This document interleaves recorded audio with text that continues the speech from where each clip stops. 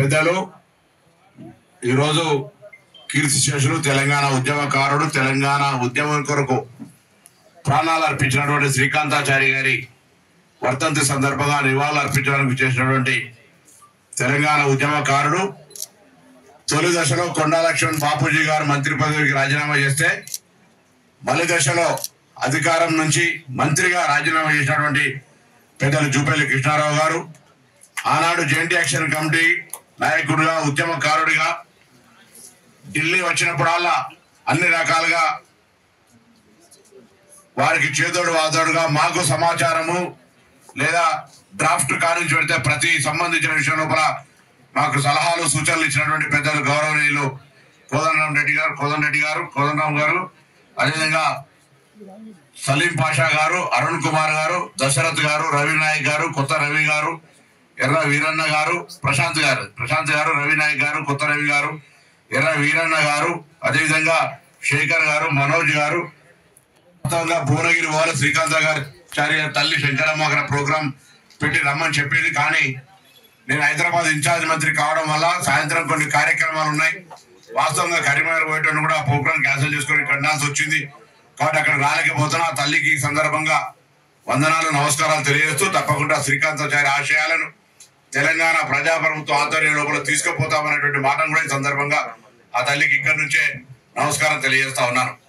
శ్రీకాంతాచారి గారు ఉద్యమాన్ని రగిలించినటువంటి వ్యక్తి, ప్రాణ త్యాగం చేసి చస్తూ కూడా నాకు తెలంగాణ కావాలి, జై తెలంగాణ అని నినాదం ఇచ్చిన సందర్భంలో పార్లమెంటులో ఉన్న మేము ఆ స్ఫూర్తితోటి మాకే పదవులద్దు, తెలంగాణ సాధన ఏ ఆర్టికల్ 3 తోటైతే తెలంగాణ శాసనసభ తిరస్కారం చేసిన తర్వాత కూడా డాక్టర్ బాబాసాహెబ్ అంబేద్కర్ గారు రచించిన రాజ్యాంగంలో ఉన్నటువంటి సూత్రం ప్రకారంగా తెలంగాణలో పార్లమెంటులో తెలంగాణ బిల్ పాస్ చేయించడానికి కొరకు ఆ రోజు పార్లమెంట్ సభ్యుడిగా గట్టిగా పోరాటం చేయడానికి శ్రీకాంతాచారి మృతి కూడా మాకు ఒక స్ఫూర్తి అనే మాట సందర్భంగా మనం చేస్తా ఉన్నాం.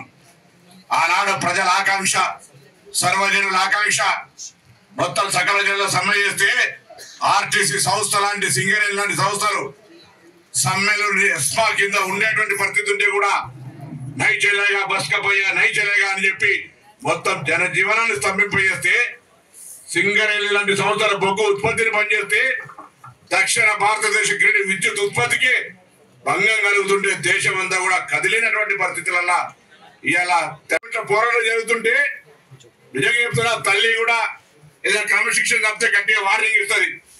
కానీ 15వ లోక్సభ మా పేరు మీదనే వెళ్ళిపోయింది.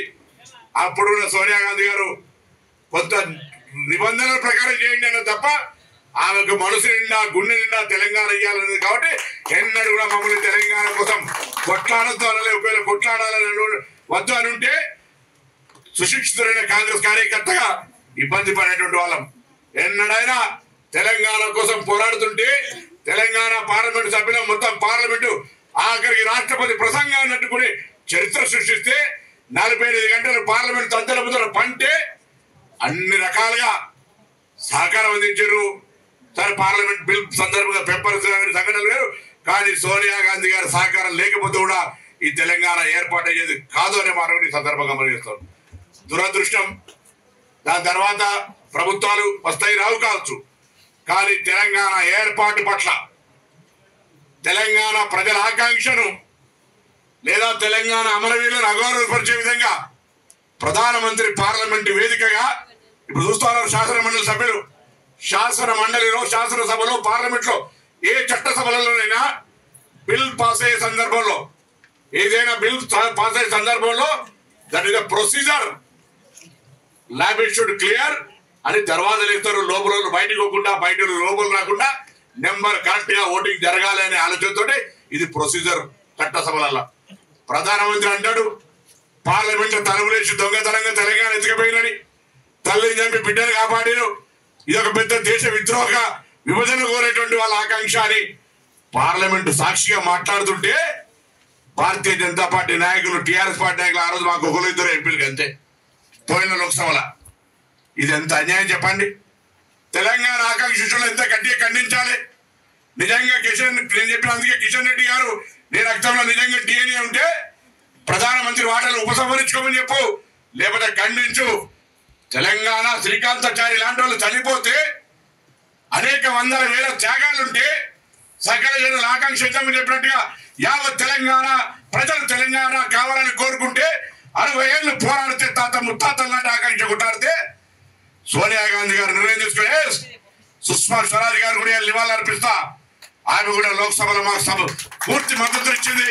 అద్వానీ వ్యతిరేకం చేస్తుంటే కూడా ప్రభాకర్ आप जाओ, मैं फ्लोर लीडर हूं, मेरा जबान पे मैं टिके रहूंगा, आपका तेलंगाना फॉर्मेशन के लिए कोई दिक्कत रहे आऊंगा, आपका पार्टी लोगों को देखो అన్నది. ఇలా మాకు నివాళులు అర్పిస్తాం. పార్టీ కాదు మాకు ముఖ్యం.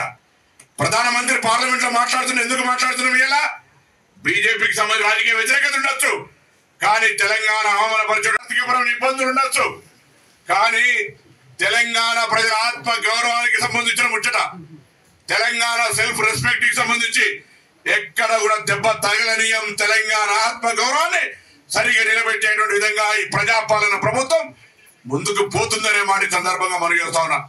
ఇప్పుడే నేను పెద్దలు కోదండరామ్ గారు ఇద్దరు మాట్లాడుకుంటా ఉన్నాం.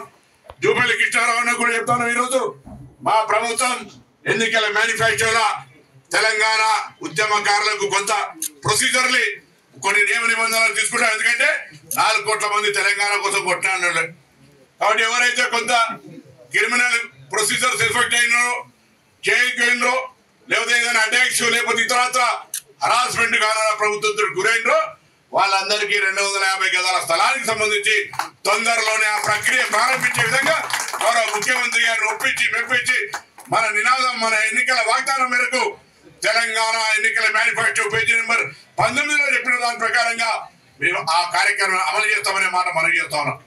అదేవిధంగా అమరవీరుల కుటుంబాలకు సంబంధించిన విషయం కావచ్చు, తెలంగాణ ఉద్యమకారుల ఆకాంక్షలు కావచ్చు. ఇంతమంది సోదరుడు చెప్పినాడు, ఆనాడు మేము కనీసం కాగితం ఇచ్చే పరిస్థితి లేదు. ఇవాళ ఎక్కడికి వెళ్ళినా, ఏ మంచం దగ్గరికి వెళ్ళినా తప్పకుండా పోయి విజ్ఞాపన కాదు, వీలైతే ఆ సమస్యలు అక్కడికక్కడే పరిష్కరించే విధంగా ప్రజాస్వామికంగా కొనసాగుతాను.